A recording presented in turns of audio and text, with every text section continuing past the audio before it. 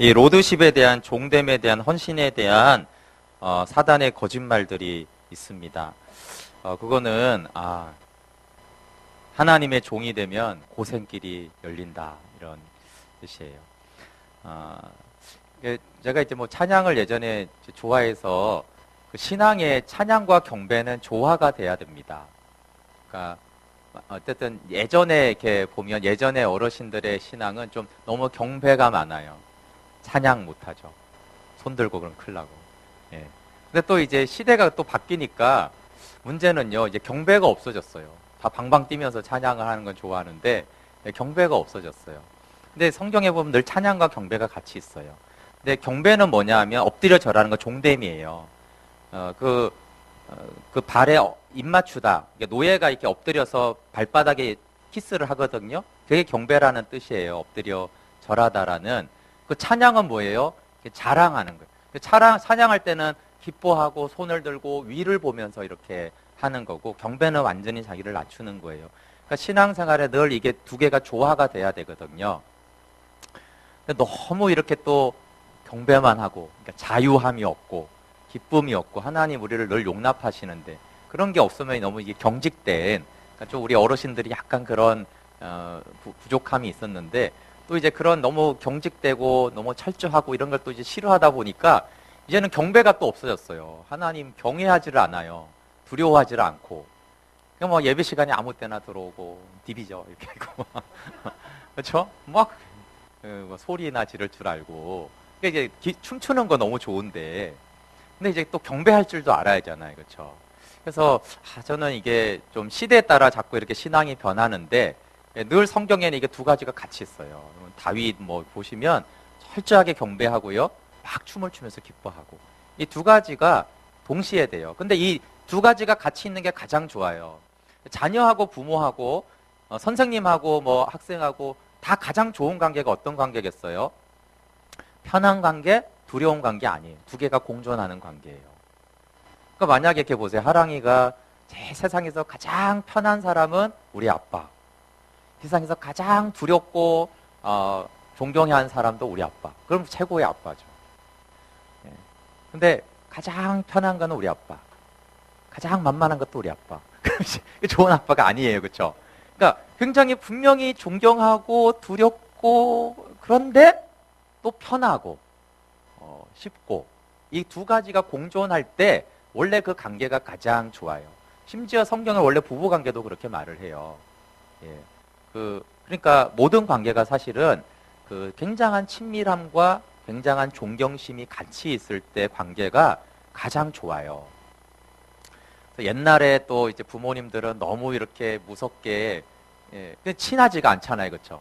근데 또 이제 사실 요즘에 아빠들의 가장 큰 문제는 엄마들의 너무 이제 편한 아빠, 그러니까 무서워하지를 않아요. 존경하지를 않고, 그게 이제 실수한 거죠. 제가 이제 우리 상무백석교회 유동표 목사님이 얼마 전에 그러더라고요. 자녀들한테 꼭 존댓말 쓰게 하라고. 그러니까 그분이 참 자녀들 다 잘 키웠어요. 되게 잘해주거든요. 되게 잘해주는데 꼭 존댓말을 쓰게 해요. 그러니까 왜냐하면 존경을 해야 된다.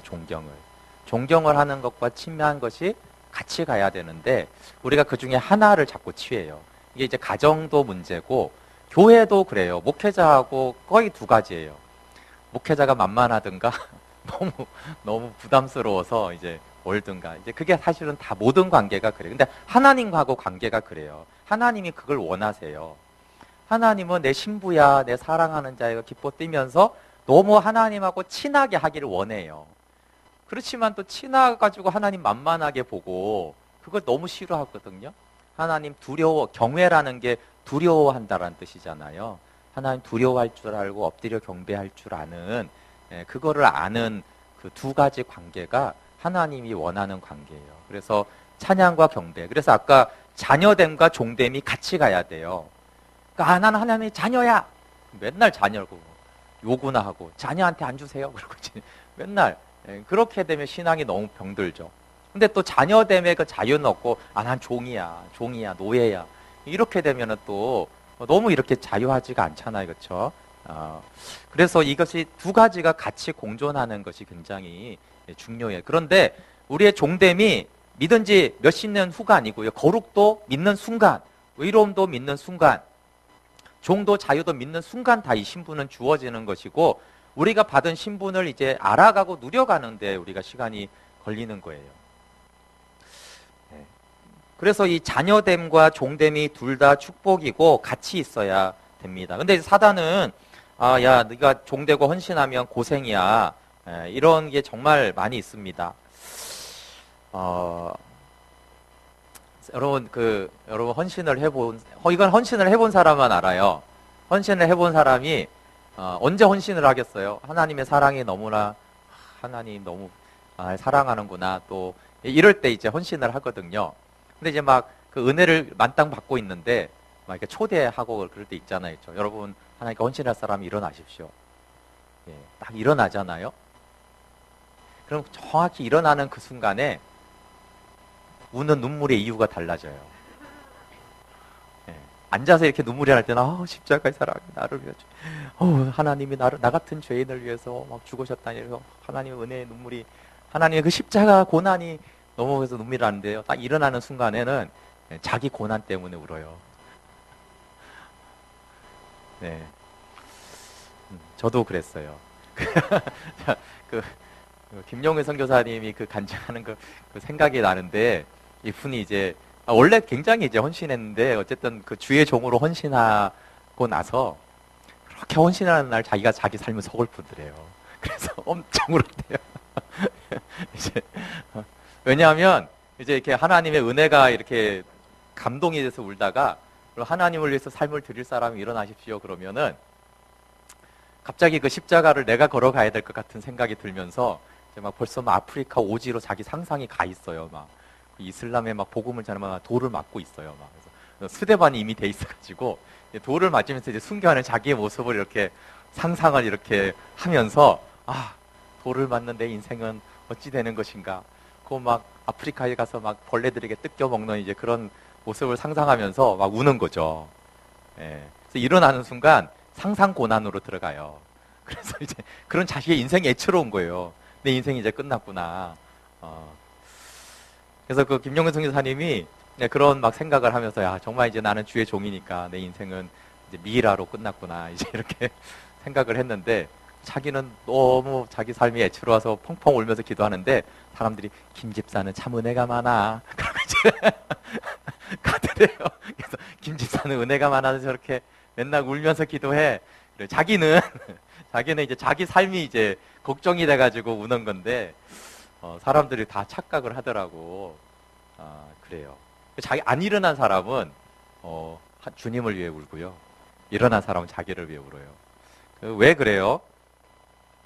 내 인생이 불쌍하다고 시작하고 이제 고생이 시작됐다라고 생각하기 때문에요. 근데 제가 김용희 선교사님이 그 얘기를 하는 이유는 뭐 표현이 그분 말대로 이제 그런 사람들 꼴값 떨고 있는 거라고. 꼴값 든다. 그러니까 이 헌신, 종됨에 대한 것이 무엇인지 모르기 때문에 그렇게 자기가 애처로워서 운다는 거예요. 예수님께 내 삶을 드리면 나 이제 고생하네. 이런 사람들은 교만한 사람이에요. 왜 교만한 사람이냐면 자기가 꽤 괜찮은 사람이라고 생각을 하는 거예요. 그러니까 내가 헌신을 하지 않으면 꽤 괜찮게 살 수 있는데 헌신을 했기 때문에 뭔가 나는 이제 고생하면서 살 것이라고 생각을 하는 거예요. 한번 생각해 보세요. 이제 헌신한다는 거는 이제 주님의 일을, 주님의 나라를 같이 세워가는 것인데 하나님의 회사에 취업하는 거하고 똑같아요. 근데 내가 하나님의 회사에 취업해서 주님의 나라의 일을 함께 하는 거예요. 그런데 어떤 사람이 회사를 들어가면서 불평이 있어요? 고생한다 이래요. 자기가 너무 큰 인재예요. 근데 이런 후진 회사에 들어왔으니 나 고생이야. 여기 와서 참 내가 안 됐다. 그 생각해요. 근데 어떤 사람이 감사해요? 와, 이렇게 너무 좋은 회사에 나같이 무능하고 나같이 자격 없는 사람이 했어. 나 이제 너무 좋게 된 것 같아. 이렇게 생각하잖아요. 그럼 이제 하나님의 회사에 취업이 됐는데 생각해 보세요. 하나님은 전능한 사장이에요. 전능하신 사장님 밑에서 우리가 사원으로 들어갔어요. 우리가 하나님의 일을 맡아서 얼마나 잘할 것 같아요. 사장을 도우려면 사장을 도울 수 있는 게 있어야 되는데, 아니 이 회사원은 사장을 도울 게 하나도 없어요. 하나님 전능하니까요. 그런데 아무것도 몰라요. 일만 하면 사고치고 거래처만 가면 거래처가 끊겨요. 이 사원이 가면은. 네, 이런 사원이 입사했어요. 네, 여러분 잘 생각해 보세요. 교회에서도 가장 힘들 때가 있어요. 정말 아닌 분이 자꾸 헌신한다고 할 때. 정말 어려워요. 네.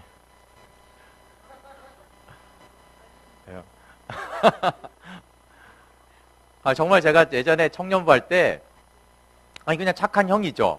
근데 정말 회장하면 안 되는데 총회 하는데 회장으로 자원을 한 거예요. 아유, 그날 그 해 죽었어요. 정말 힘들고. 여러분 잘 생각해 보세요. 무조건 한다고 하면은 그게 유익한가요? 아니 실력 있고 잘하고 정말 그런 사람이 하겠습니다. 그럼 유익하죠. 정말 안 했으면 하는 사람이 한다고 하면 피곤하잖아요. 여러분 회사도 다 마찬가지, 뭐 해도 마찬가지예요. 안 했으면 하는데 너무 헌신해갖고 집안 청소 굳이 해준다고 하면서 막 다 어질러피면서 안 해주길 원하잖아요. 그러면 우리가 하나님의 나라의 일의 종인데 우리가 정말 전능하신 하나님의 일에 유익한 사람일까요? 하면 폐만 끼치는 사람일까요? 그러니까 내가 헌신한다라는 의미가 하나님 나 같은 인재를 쓰는 거를 특권인 줄 아세요. 이렇게 돼요. 아니면 아유 참 거룩하고 전능하고 전지하신 분이 이렇게 무식하고 성질 나쁘고 뭐 아는 것도 없는 나 같은 거를 이렇게 사원으로 써야 되는 그런 회사원 들어오면 사장이 피곤하잖아요. 사원이야 좋죠. 좋은 회사 들어가면. 사장이 골치 아프잖아요.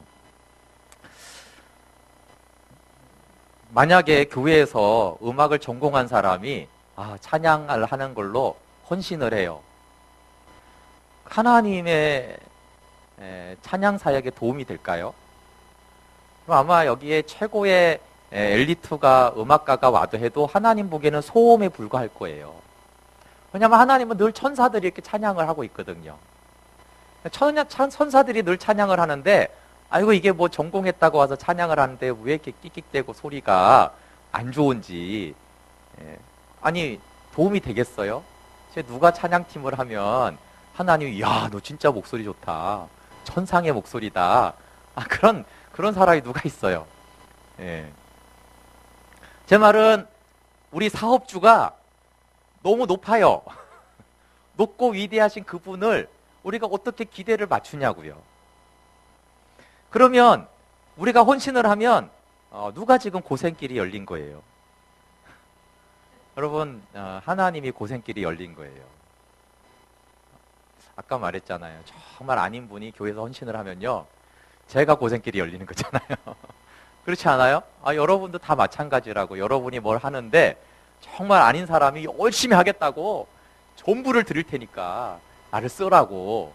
그러면 그때부터 내가 고생길이 시작이 돼요. 내가. 그러니까 겸손한 사람은 헌신을 하면서 하나님께 죄송한 거예요. 하나님 내가 경건하고 온유하고 성령의 열매 있고 정말 똑똑하고 성령 충만 지혜 충만해서 드려야 되는데 이건 뭐 고집 세고 아는 것도 없고 그냥 이런 모습 그대로 내가 나를 하나님께 드려야 되니까 종이 되니까 내가 하나님 나라에 얼마나 피해를 끼치겠어요. 좀 생각해 볼 필요가 있어요. 너무 멀리 왔나요라는 그 찬양을 지을 때 그 고용원 전사님이 그걸 지은 이유가 이랬다고 그래요. 자기가 캐나다 와서 주님의 일을 한다고 했는데 어느 날 보니까 내가 이 캐나다 땅에 죄만 더 많게 한 것 같은 거예요. 그게 자기 그런 모습. 나는 주님의 일을 한다고 했는데 과연 나는 이 땅에 와서 하나님의 생명을 더 흘려보내는 내가 이 땅에 죄를 더 많게 했나. 내가 와서 보니까 죄를 더 많게 한 것 같은 거예요. 그게 이제 너무 마음이 아프고 회개하면서 주님 내가 너무 멀리 왔나요? 주님께 돌아가기엔 그런 찬양을 한 거예요. 여러분 우리가 하나님의 일을 하면서 한번 생각을 해봐야 돼요. 정말 내가 주님의 나라를 더 많이 세웠을까? 더 망친 게 많을까? 생각을 해봐야 돼요. 그렇죠? 나는 정말 하나님의 나라에 도움이 되는 사람인가? 안 되는 사람인가? 예. 그럼 안 되기 때문에 하지 말라 그런 게 아니에요. 주님이 고생길이 열린 거죠. 그러면 왜 하나님은 전능한데 이렇게 우리 무능한 우리를 하나님의 나라의 종이 되라고 할까요? 나와 함께 일하자 이럴까요? 이유는요, 자녀여서 그래요. 아무 상관없는 무능한 사원은 그 회사가 뽑을 필요가 없잖아요? 근데 그 무능한 게 자기 자식이에요. 그 사장이 어떻게 해요? 입사시켜서 고생해 가면서 그 자녀를 가르치는 거예요. 성숙하도록. 정말 성령의 열매가 있도록. 그리고 어떻게 사람들을 섬기는지 알려주려고. 그래서 아무 상관없으면 하나님은 우리 같은 자를 받을 필요가 없어요. 근데 핏값으로 우리를 사셨고 예수의 의를 가진 자잖아요. 그러니까 예수님이 자꾸 우리를 보증해 주잖아요. 그러니까 하나님이 그 예수님 때문에 우리를 받아준 거예요. 그리고 우리가 자녀니까 하나님의 나라의 사람이 되라고 가르쳐 주는 거죠. 무슨 영업의 이익을 내려고 하는 게 아니라 영업의 손해를 보더라도 이 자식 하나 제대로 가르쳐 놓으면 아버지는 그게 더 중요한 거예요. 아버지는. 우리 내 회사에 손해가 좀 되더라도 이 아들 잘 양육해 놓으면은 이제 그게 이제 기쁜 거예요. 그래서 하나님은 부족한 우리를 함께 동역하자. 너 내 일에 함께 참여하라라고 하는 거예요. 네, 그게 우리가 헌신하고 하나님을 위해서 봉사한다라는 의미예요. 그래서 우리가 하나님을 위해서 봉사할 때 주님 패 끼쳐서 죄송합니다. 좀 많이 가르쳐 주세요. 이렇게 하면서 우리가 배우기 위해서 봉사를 하는 거지 주님의 일에 도움이 되기 위해서 하는 게 아닙니다. 네. 그 목사인 저조차도 그래요. 네. 제가 뭐 정말 유익을 더 많이 끼치는지 해를 더 많이 끼치는지 헷갈릴 때가 많아요. 세상 기업은 그런 자를 반려해요. 그렇지만 하나님은 나 같은 거를 받아주시고 친히 고생길을 시작하시죠. 네, 그래서 주님 제 삶을 드립니다. 주님 고생 좀 하시죠. 이렇게 이제 우리를 드리는 거예요. 정말 얼마나 힘듭니까? 여러분 그 사역만 그런 게 아니에요. 우리 한 사람만 해도 그래요. 내 내면을 하나님이 이제 일하실 때 어떻게 해요? 우리의 마음이 부패하잖아요. 이제 썩었잖아요. 그렇죠? 그럼 당연히 예수님이 내 안에 들어오시면 리모델링 싹 해야 될 거 아니에요. 그렇죠? 리모델링 싹 하려고 그러면 우리가 순종합니까? 야, 이 냉장고 좀 버리자. 그 냉장고 왜 버리시게요? 그거 20년 된 건데 왜요? 계속 이러면서 못 버리게 해요, 우리가. 야, 그거 고집 좀 하나 버리자. 야, 이거 진짜 안 좋다. 그거 왜요? 그거 지금까지 내가 30년 동안 내가 그거 지탱하며 살았는데 왜 그걸 굳이 버리려고 하세요? 이러면서 얼마나 우리가 리모델링을 못하도록 방해하는지 몰라요. 예, 그리고 그거 하나 버리는데 한 5년 걸리고, 그 다음에 이제 TV 버리자. 그러면 또 이제 또 실갱이를 얼마나 해야 되는지. 그러니까 주인에게 맡겼으면 알아서 리모델링 싹 하세요. 바꾸든지 뜯어 고치든지 내다 버리든지 우리가 그래야 되는데 뭐 주인으로 영접을 해놓고는 사사건건 간섭이 얼마나 많아요. 그건 안 되죠. 여기는 안 돼요. 이런 것들이 그러니까 얼마나 주님이 고생하세요. 그렇죠? 그러니까 뭐 곰팡이 나고 냄새 나는 곳에 주님이 거하셔야 되는 거예요. 예. 하나 버리자 그러면 오랫동안 딜을 해야지 하나 버릴 수가 있어요. 그래서 사실은 예수님이 주인 되는 것이 예수님 손해죠. 우리가 이걸 잘 생각해야 돼요. 물론 우리가 계산을 해가지고 종이다 이렇게 하는 건 아니에요. 우리 아까 구속받았기 때문에 종인 거예요. 그러나 제 말은 우리가 종됐다라는 것이 얼마나 감사한 일인가 하는 거예요. 하나님이 나 같은 걸 종으로 받아줬으니까 나 같은 걸 하나님의 나라의 회사원으로 받아줬으니까 감사한 거죠. 그래서 양은 목자를 따르고 믿고 또 목자는 양을 책임지는 그런 관계로 우리가 양이기 때문에 우리의 헌신을 원하는 것입니다. 그래서 우리가 헌신할 때 하나님은 우리를 우리보다 더 잘 아십니다. 그리고 예수님은 순종하는 자를 또 책임을 지세요. 그리고 그게 언약 백성이기 때문에 그렇습니다. 아까 이 선순종 후경험이라고 한 것처럼 부족한 우리를 하나님께 드릴 때 하나님은 우리를 쓰세요. 그 열두 사도들도 똑똑한 사람들이 아니에요. 대부분 다 그 당시 어부들이면은 무식하고 아무것도 잘 모르는 사람들이지만 하나님은 그런 자를 택하셔서 하나님은 쓰세요. 그래서 우리가 기본적으로 나는 죄인입니다. 나는 무지합니다. 나는 어리석습니다. 그런 사람들은요 하나님께 헌신 잘해요. 그리고 하나님 좀 고생 좀 해주세요. 저 좀 이렇게 많이 가르쳐 주세요. 이런 것이고, 자기가 잘났다고 생각하는 사람들은 자기를 들이지 못하죠.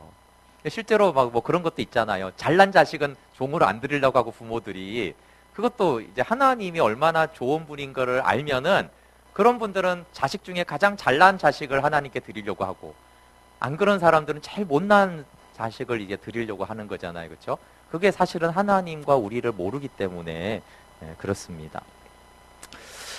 네, 순종하는 자의 복은 하나님을 경험하고 하나님이 책임져 주시는 거예요. 네. 저는 지금도 계속 이 순종에 대한 훈련을 받고 있지만, 어쨌든 순종하는 만큼 하나님을 경험하게 된 것은 사실입니다. 그래서 제가 예전에는 이제 간증을 한 적도 있지만, 순종하는 만큼 하나님이 책임지세요. 그래서 저는 일어나라고 할 때마다 안 일어나다가 97년도에 일어났어요. 일어나야겠더라고요. 예. 그리고 이제 다른 눈물을 흘렸죠. 근데 어쨌든 그렇기 때문에 하나님이 이제 목회가 제일 싫었는데 목회로 부르셨어요. 제가 목사같이 보이는지 모르지만 저는 그 신학교를 한번 떨어졌는데 너무 좋아했어요. 네, 왜냐하면 교회에서 교육자 사무실 들어가는 거 제가 늘 싫어했고, 복사하러 가는 것도 너무 싫고, 목사님들하고 마주하는 것도 싫고, 그래서 막 신학생들이 막 100명, 그런데 내가 그 사이에 있다 그러면 막 숨이 막힐 것 같고, 막 제대로 못 살 것 같고, 그래가지고 시험 쳐서 한번 떨어져서 고마웠어요. 신학교를 또 늦출 수 있게 됐다. 이렇게 이제 해가지고 사람들은 막 떨어졌다고 걱정하는데 저는 좋았어요. 그래서 이제 그게 어쨌든 하기로 했죠. 하기로 하고 그게 싫었지만 그리고 지금도 그렇지만 제가 내성적이거든요. 그래서 교회에서도 제가 청년 때는 저희가 이제 건축을 해서 클 때 출입구가 있는데 항상 옆길로 가요. 옆길. 제가 그 정중앙 2층의 본당인데 그 정중앙을 걸어간 기억이 없어요. 항상 옆문을 사용해야 돼요. 옆문을 사용하고 항상 이제 저 뒤쪽에 이제 앉아야 되고, 그리고 이제 제가 부목사가 돼서 교회로 와서 제일 힘들었던 건 악수하는 거였어요. 예배 끝나고 그 1000명 악수하는 거 너무 힘들어요. 그리고 더 힘든 건 안내 서는 거. 안내를 서야 되면 앞자리를 자꾸 왔다 갔다 해야 돼요. 근데 저는 사람들이 쳐다보는 게 너무 싫기 때문에 왔다 갔다 하는 게, 안내 서는 게 너무 힘든 거예요. 그래서 이제 저는 목사가 되고 설교하는 게 어려운 게 아니고 안내 좀 서라고 안 하면 좋겠다. 이런 거 이제 좀 나보고 악수 좀 하라고 안 하면 좋겠다. 이런 거 너무 이제 어렵고. 그러니까 이제 청년 때도 이제 목사님들은 거의 앞에 나서고 인사하고 맨날 항상 그런가, 어디 가면 이제 상석에 앉고 막 주목받고 이러기 때문에 나는 너무 힘들었어요. 그렇지만 어쨌든 헌신을 하기로 했어요. 그리고 이제 그거는 또 어려운데, 두 번째 문제가 돈 문제가 있잖아요. 저희는 이제 양가가 다 가난하고 돈이 없습니다. 그리고 저는 클 때부터 이제 저희 집안에 돈이 없었고, 그리고 이제 결혼했을 때 보증금 100만 원에 월세 20만 원, 화장실 밖에 있고, 이제 부엌도 이제 원룸도 아니고 부엌도 신발 신고 나가야 되고, 이제 그런 아주 옛날에 지은 집에 살았어요. 근데 이제 그 딸을 이제 임신하면서 병원에서 이제 제 아내에게 일을 그만두라고 했어요. 그래서 일을 그만뒀죠. 그리고 저는 취업을 해야 되는데 이제 신학 공부를 하라고 해서 이제 공부를 했어요. 장신대 가기가 좀 쉽지가 않아요. 그래서 이제 공부를 시작해서 둘 다 이제 돈을 안 벌게 됐어요. 월세는 나가고 도와줄 사람은 없고. 근데 이제 하나님이 5년간 잘 살게 해주셨어요. 그래서 뭐 몇 년이 지나니까 저희 집에 있는 거의 모든 게 90%가 다 협찬 받은 거예요, 협찬. 네. 차, 장롱, 냉장고, 김치 냉장고, 청소기, 에어컨, 가스레인지, 세탁기 다 저희가 산 게 아니고 다 누가 이렇게 협찬을 해줘가지고 그런 것들이 다 있었죠. 네. 근데 저는 이제 하나님이 이제 이 부분은 제가 이제 뭐 사람이 다 연약한 게 많지만 지금도 꽤 많은 편인데 걱정이 이상하게 어릴 때부터 굉장히 많아서 생각이 많고 걱정이 많았는데 제가 기억하기에는 제가 어릴 때는 용돈은 전혀 없었고요. 아주 이쁜 짓을 하면 10원을 줬어요. 네. 그럼 뽑기 2개인가 3개인가를 사 먹을 수 있었는데 제 기억으로 제가 초등학교 저학년 때 2천 몇백 원을 모았어요. 네, 그런 돈을. 네. 정말 어마어마한 돈이었죠. 근데 빼앗겼어요, 결국은. 예, 막 술심부름 이런 거 막 하면은 기분 좋으면 50원 주고, 그리고 뭐, 이게 안양으로 제가 이사 와서 내정거장인데, 뭐, 괜찮지만 어쨌든 차비 주면 걸어 다니고, 예, 그래서 돈을 모았어요. 이 용돈은 따로 없고, 이제 그런 거죠. 뭐, 차비로 주면은 모으고, 가끔 명절 때 뭐, 어른들이 돈 주면 모으고, 이렇게 항상 돈을 모았어요. 왜 항상 돈을 모아야 됐냐면, 집에 돈이 없었기 때문에 그래요. 왜냐하면 이제 학교에서 뭐 사와라, 뭐 크레파스 사와라 이러면은 사가야 되는데, 물론 부모님한테 돈을 달라고 사가야 되는데 어떨 때는 정말 돈이 없어요. 그러면 이상하게 어릴 때도 좀 자존심이 있었는지, 그거를 그냥 그렇게 가서 혼나고 이렇게 무한당하는 게 굉장히 싫어가지고, 그때를 대비하여 이제 제 돈을 항상 이렇게 가지고 있었던 거예요. 그래도 이제 중학교 때 같은 경우는 이제 등록금 같은 경우는 낼 수가 없어요. 그때는 중학교도 이제 학비를 내야 됐었는데 그런 큰 돈은 낼 수가 없어가지고 막 교무실에도 가고 그래서 이제 항상 불안. 그러니까 언제 이 돈이 없어지는 상황이 벌어질지 모르기 때문에 제가 돈을 모았어요. 근데 저희 5남매 중에 저만 그랬어요, 이상하게. 예, 저만 그렇게 돈을 모으고 너무 깊이 꼽혀나가지고 못 찾는 것도 있고 이제 그랬는데 그랬었죠. 그래서 이제 대학 때도 항상 힘들었어요. 그러니까 알바를 하는 게 힘든 것보다는 제가 보기에는 경리과에 이제 등록금을 딱 내고 나오면서 다시 걱정을 하는 또 다음 학기 등록금을 어떻게 해야 되지? 그리고 이제 제가 이제 그때 과외했던 애들한테 미안한 거는 과외를 하면서 많은 경우에 돈 계산을 하고 갔어요. 지금 방학이니까 몇 개를 하면 얼마고 몇 개월을 해야지 얼마가 모이니까 뭐 이런 계산들을 많이 하고 정말 아이를 사랑하는 마음으로 잘하지 못했던 그런 부분들이 좀 있었던 것 같아요. 이제 그렇게 이제 걱정이 많으니까 당연히 이제 수입은 없고 이제 생활은 해야 되고 그러니까 이제 걱정이 당연히 되잖아요. 제 아내가 가계부를 쓰다가 때려쳤죠. 왜냐면 지출만 있고 수입은 없으니까 이제 안 쓰고 그랬어요. 그런데 제가 하나님이 채워주겠지 이제 믿었죠. 믿었는데도 의심은 하더라고요. 어떻게 하나님이 만약에 이걸 안 채워주면 어떡하지? 그랬을 때 제가 그룹 과외를 생각했어요. 이제 항상 이제 연결해서 과외를 해봤는데 만약에 안 되면 이렇게 포스트를 붙이면 뭐 입에 풀칠을 못 하겠나 이런 생각을 잠깐 했는데 하나님이 정말 안 도와주더라고요. 그러니까 안 도와줘요. 그 생각 잠깐 했는데 그 생각이 정말 이렇게 나요. 제가 처음으로 막 칼라 프린터로 뽑아가지고 동네에다가 이제 쫙 과외합니다. 뭐 경력 이거 하고 이제 했어요. 그리고 그날에 비가 엄청 많이 왔어요. 네, 이해 가세요? 네, 프린트 다 젖어 내렸어요. 네.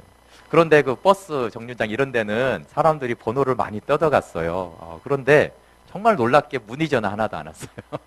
그냥 물어볼 수는 있잖아요, 그렇죠? 뜯어갔으니까. 많이 분명히 뜯어갔는데 한 명도 안 물어봤어요. 근데 하나님이 이제 제 마음으로 이렇게 주신 마음은 용호야, 잔머리 쓰면 나는 일 안 한다. 이런 마음이 들었어요. 내가 잔머리를 쓰고 믿는다고 했지만 잔머리를 썼구나. 그래서 정말 이제 그날부로 그냥 하나님께 맡기자. 그리고 정말 그냥 재정에 대해서 그냥 맡겼어요. 아무 대안도 마련하지 않고 그냥 뭐 굶으면 굶어야겠지 뭐 이렇게 했죠. 그리고도 하나님이 안 도와주셨어요. 그래서 어떻게 일이 들어와서 공공근로를 제가 이제 3개월 하고 그러면서 한 3, 4개월이 지나면서 하나님이 조금씩 그 재정을 공급을 하시더라고요. 처음 거의 온 게 갑자기 우리 동네에 있던 어떤 회사에서 신호에서 이제 연결이 돼가지고 40만 원인가를 주고 갔어요. 1년 동안 이 재정을 줄 가정을 위해서 기도했다고 그러면서 누군지는 모르지만 그런데 여기가 연결이 됐다라고 하면서 와서 예배드리고 재정을 주고 갔어요. 그리고 나서는 계속 하나님이 공급을 해주셨어요. 물론 많은 돈은 아니고요. 그때 늘 100만 원 정도가 거의 들어온 것 같아요. 근데 이제 제가 이제 알바를 하면은 하여튼 뭐 20 벌면 80 들어오고 80 벌면 20 들어오고. 그래서 제가 괜히 내가 벌 이유가 없네 이런 생각이 이제 어차피 하나님은 똑같은 걸 줄 텐데 근데 이제 제 말은 이제 태도가 달라졌어요. 만약에 과외를 하게 되면 하나님이 재정을 공급하시려나 보다. 그리고 이제 돈이 아니라 그 아이를 축복해 주면서 이제 가르치고 또 이제 갑자기 이제 안 한다고 그러면 하나님이 좀 쉬라고 하나 보다. 내가 힘드니까 공부하면서 그걸 해야 되니까 쉬라고 하나 보다. 그냥 그렇게 그냥 편하게 이제 받아들이게 되었어요. 그리고 이제 거기 그 집에서 단칸방에서 5년을 살고 이사를 했는데 뭐 과정은 복잡하지만 결과적으로 훨씬 좋은 집에 거실도 크고 방 2개 큰 데로 이제 이사를 하게 되고 차도 생기고 그렇게 다니게 됐어요. 뭐 그래서 하나님이 순종하면은 책임을 지시죠. 그리고 그런 과정들은 다양하게 있었어요. 하나님이 거액의 기부자를 한 명도 붙여주지 않고 늘 까마귀 같고 사람을 자꾸 바꾸세요, 하나님이. 근데 그것도 지나고 보니까 제가 너무 의심이 많고 기대를 하니까 사실은 뭐 제가 막 처음에 할 땐 약간 그런 생각, 어떤 목사님은 신학한다고 하니까 막 3년치 등록금 대주고 이런 분들이 나타나더라고요. 그래서 나한테도 혹시 그런 사람 안 나타나는데 절대 안 나타나더라고요. 그래서 하나님이 사람을 계속 바꿔요. 근데 그것도 나중에 보니까 혹시 한 사람이 이렇게 줄기차게 후원을 하면 그 사람을 의지할 수 있잖아요, 그렇죠? 그래서 하나님이 이거는 내가 보내는 거야라는 걸 알려주고 싶어서요. 어느 기간에 이 사람이 좀 돕다가 어느 기간에 이제 그러지 않고, 그럼 또 다른 사람이 나타나고, 이제 이런 식으로 계속 하는 거예요. 뭐 어쨌든 이제 그나마 큰 재정을 제가 받았던 게 이제 미국에 이제 유학 간 선배인데 대학 때 좀 친했는데 한 5년간 서로 연락이 없었어요. 근데 거의 5년 가까이 만에 메일이 갑자기 왔는데 그 메일이 야, 너한테 1,000불을 내가 지원해주고 싶다 이러는 거예요. 그럼 100만 원이 좀 넘잖아요, 그렇죠? 예. 그래서 내가 그랬죠. 아니 유학생이 무슨 돈이 있냐? 알아서 써라. 그랬더니 아니다. 하여튼 돈이 생겨서 이걸 후원을 해야 되는데 너를 후원할 마음을 하나님이 주셨다. 그래서 1,000불을 지금 보내고 계좌를 알려주고 6개월 뒤에 다시 1,000불을 보내겠다고 그랬어요. 근데 이제 그때가 제가 언제냐면 제가 개척교회 전도사로 사역할 때예요. 제가 이제 단기 선교를 갔다 와서 하나님이 재정을 공급하는 걸 경험하고 나서 갔다 와서 또 어떻게 살지 이러고 있더라고요. 사람이 참 이상해요. 경험을 했는데 이제 단기 선교 갔다 왔는데 돈이 없잖아요. 생활을 해야 되는데. 그러니까 또 어떻게 살지 제가 이러는 거예요. 그래서 끊임없이 이 돈에 대해서 걱정하는 나에 대해서 좀 어때 염증이 나가지고 이걸 어떻게 확 뜯어 고칠 수 없을까? 그래서 이제 하나는 그 교회가 좀 건강해 보였고 셀 교회로 개척을 했고 셀을 배우고 싶었고 공동체를, 하나는 재정 훈련을 받고 싶어서 그 교회를 갔어요. 사례비를 받지 않는 조건으로 제가 거기를 갔었죠. 그리고 이제 학교를 다니고 생활을 해야 되니까 당연히 이제 그 교회에서는 제 등록금을 줄 수가 없잖아요. 장학금을 줄 수가 없어요. 근데 그 해 정말 저는 공부랑 상관없이 하나님이 장학금을 주시고 그 선배로부터 100만 원씩을 2번 이상을 받았어요. 그래서 이제 등록을 하고 이제 그렇게 다녔죠. 근데 이제 그 선배가 이제 한국에 들어와서 한 번 딱 봤는데 그때 고마웠다. 어떻게 그렇게 됐냐 그랬더니 정말 이 선배가 하나님의 은혜로 기적적으로 박사학위 하면 돈을 들여야 되는데 너무 이렇게 잘 돼가지고 자기가 돈을 받으면서 박사 과정을 하게 된 길을 하나님 열어준 거예요. 그래서 이게 너무 감사해가지고 이걸 자기가 다 어떻게 할 수 없더래요. 근데 이제 나머지 6개월을 모으면 1000불이 되는 거예요. 그 1년치를 모아가지고 저를 보내준 거예요. 자기도 어려운 때죠. 예. 근데 한국에 들어왔을 때 되게 좋은 기업에 아주 좋은 직책으로 들어갔거든요. 네, 밥 한 번 안 사더라고요. 제 말이 아시죠? 서운하고 그게 아니라 형편이 돼서 도와주는 게 아니에요. 형편이 돼서 도와주면 그 형이 굉장히 한국에 아주 잘 들어왔을 때 그때 뭐 수입이 있으니까 그거 도와줄 수 있는데 사실 거기도 가장 어려운 유학생 시절 때 하나님의 일하시는 것 때문에 이렇게 도와주고 그래서 제가 이제 계속 그런 것들을 보면서 하나님이 공급의 통로로 이렇게 사람들을 사용하시고 그리고 이제 2번 그렇게 또 오고 이제 또 연락이 끊어졌어요. 그러니까 그런 식으로 계속 사람을 바꿔가면서 내가 너의 공급자다라는 걸 가르쳐 주는 거. 내가 너의 목자다.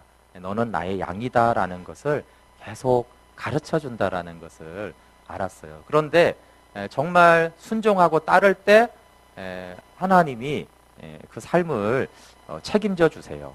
그리고는 지금도 재정은 없지만 하나님이 돈 걱정을 하지 않고 지금까지 이제 오게 하신 것 같아요.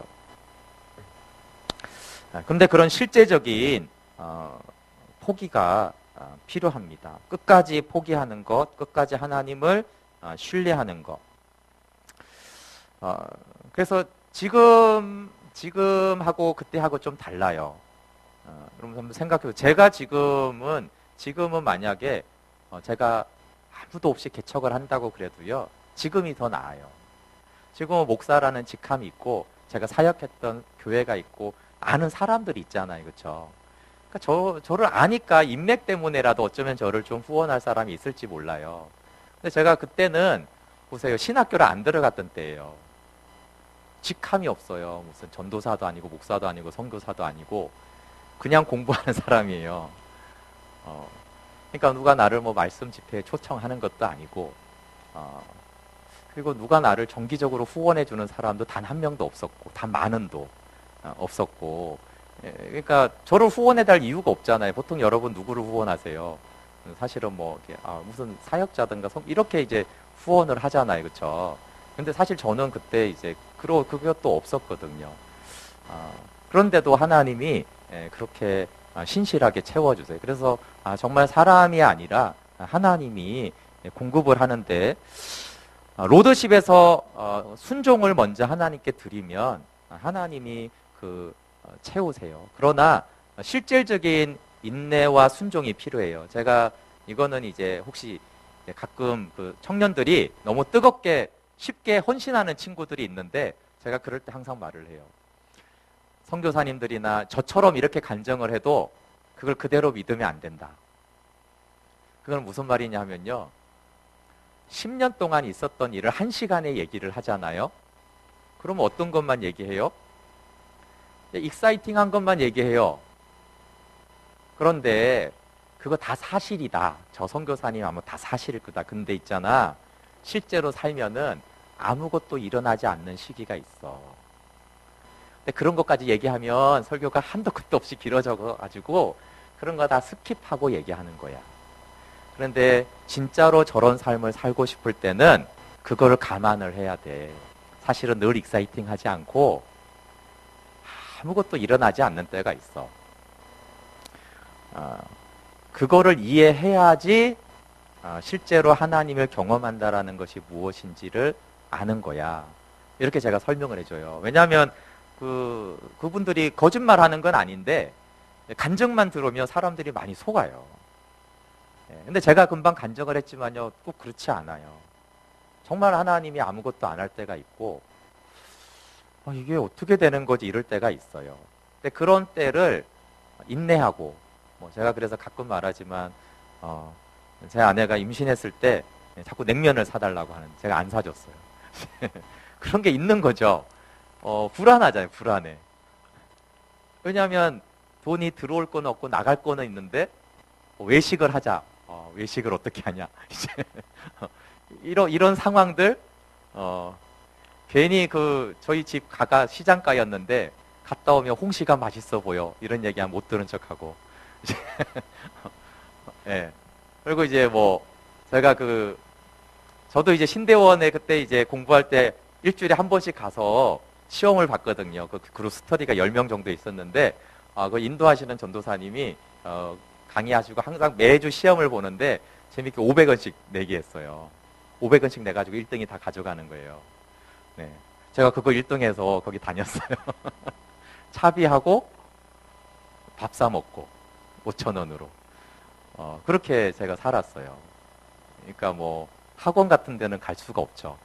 영어 시험 보지만, 그러니까 그런 생활이 있단 말이에요. 그냥 뭐 이렇게 갑자기 막 하나님이 계속 막 기적처럼 보여주고 그런 것만이 아니고 그냥 그런 세월을 그냥 기다려야 되는 거예요.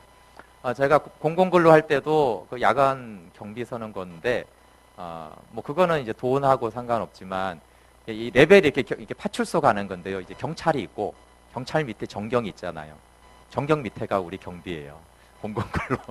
그래서 파출소로 딱 들어가면 경찰이 이렇게 딱 쳐다보는 눈길이 인생 막장들 네, 그렇게 쳐다보죠. 이렇게 아랫사람으로 딱 쳐다보고 우리는 정경의 말을 들어야 되는 그런 순종해야 되는 존재고 안타까운 건 경비를 같이 서는 한 아저씨가 자꾸 술을 마시고 행패를 펴요.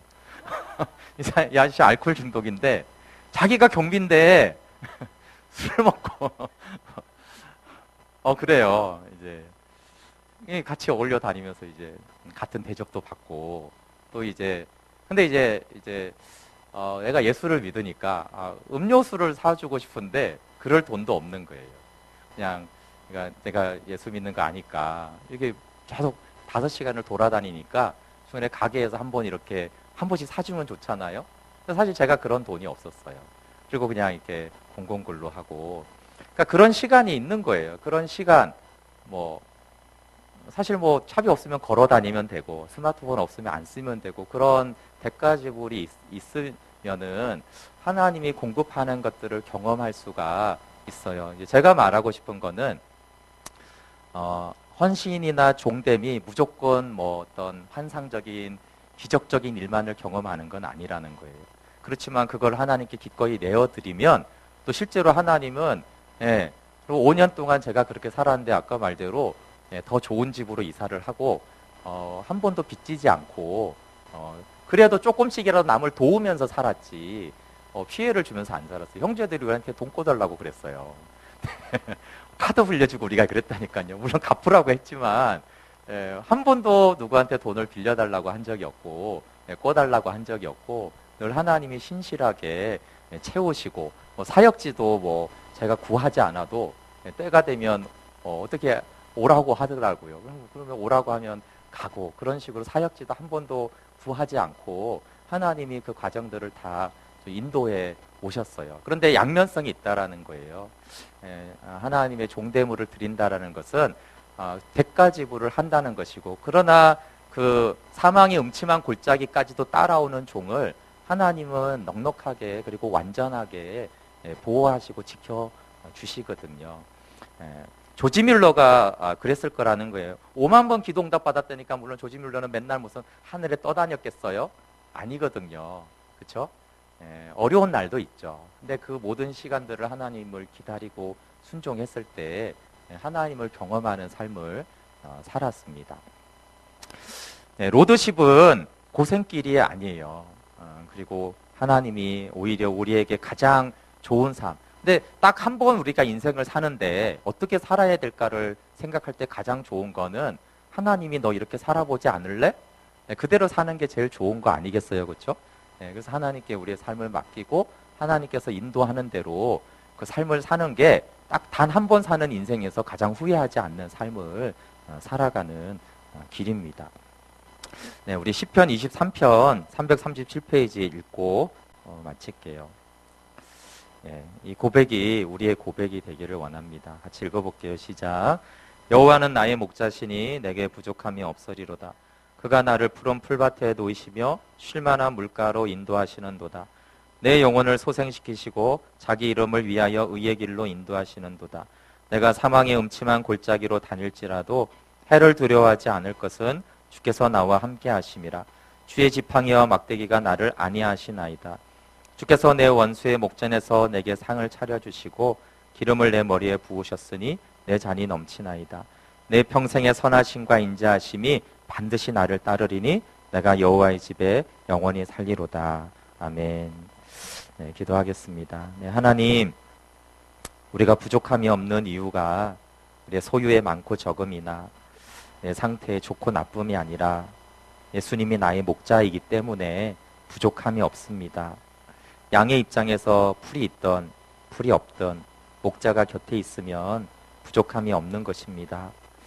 하나님, 우리가 이 세상에 배운 것, 어떤 소유와 뭐가 있고 없고에 따라 우리는 부족하고 충족하다고 말하지만 하나님은 내가 너의 목자니 너에게 부족함이 없다라고 말씀하십니다.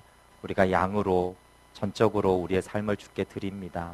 우리의 삶을 책임지실 예수님이 우리와 함께 하기 때문에 우리에게 부족함이 없습니다. 지금 내가 푸른 초장에 있던 사망의 음침한 골짜기에 있던 목자가 옆에 있으면 모든 것이 있는 것입니다. 그렇게 우리의 삶을 위탁하게 하시고 특별히 하나님 순종의 길을 걸어갈 시기에 하나님 위탁하고 헌신할 시기에 있는 우리 지체들의 마음을 받아주시고 그들의 삶을 책임져 주시고 우리를 구속하여 이미 주의 백성 주님의 종이지만 자원하여 하나님, 내가 주님의 종입니다. 내가 주님의 노예인 것이 성령의 고백으로 기쁩니다. 고백하는 주의 백성들의 그 고백과 삶을 받아주시옵소서. 예수님의 이름으로 기도드립니다. 아멘.